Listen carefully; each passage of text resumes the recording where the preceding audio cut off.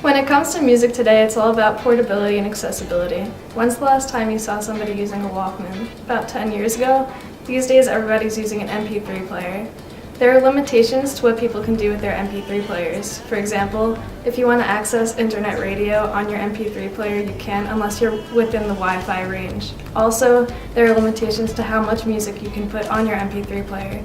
The solution to all of our problems of limitation with music is only found in Europe today. It's called Spotify, and it may be coming to the United States in the future. So what is Spotify? In a nutshell, it's the world's largest music library. Here's how it works. You subscribe depending on different levels of fees, and on those fees you have levels of access. Spotify's music library has 10 million tracks and counting, adding 10,000 tracks per day. Spotify customers have access to the entire cloud server of music.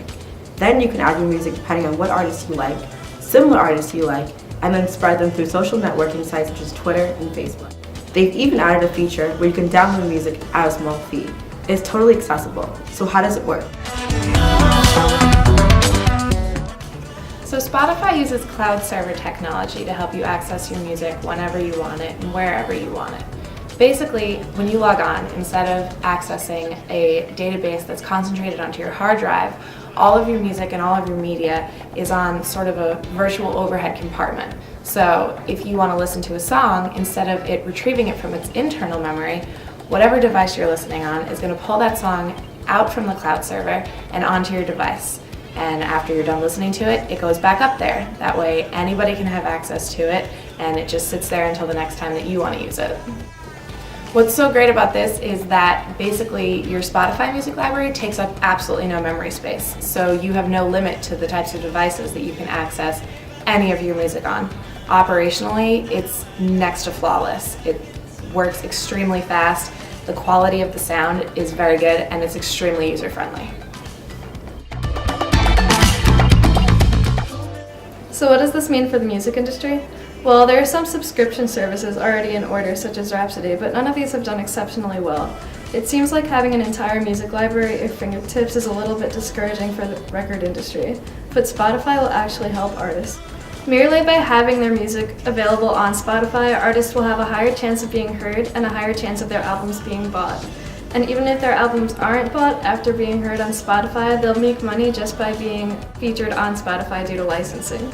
The reason Spotify has done so well in Europe over resources such as Rhapsody is because it offers listeners luxuries that those services don't offer. One of the other major issues that our music industry is dealing with is illegal downloading, and Spotify definitely is trying to deal with that. While it's very difficult to try and compete with free, Spotify tries to do that by giving you more than what free provides you with. Most people who rely on illegal downloading to get all of their music don't really care about the packaging or the quality of the sound. They just want the music as soon as they can get it. And Spotify is allowing you to keep that simplicity, but they're adding more to it. They aren't charging you for the amount of things that you're getting with your music or the bells and whistles. They're charging you for the accessibility. And when it comes down to it, the same people who want to go to a record store and buy a CD and the people who are going to click a button and download their music for free, they still are facing the same issue of not having their music when they want it, where they want it. Illegal downloading has plagued the music industry. Spotify has found a way to solve that. 2/3 of their income goes to paying for royalties for music licensing. The problem is, they haven't made any profit in the United Kingdom.